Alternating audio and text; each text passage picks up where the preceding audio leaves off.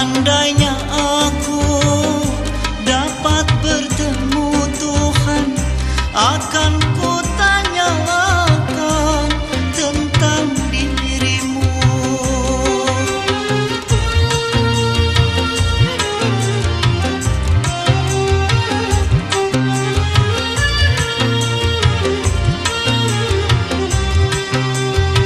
Seandainya aku dapat bertemu Tuhan, akan ku tanyakan tentang dirimu. Mengapa kau tega menghinaku? Mengapa kau tega menyakiti? Apa salahku pada dirimu?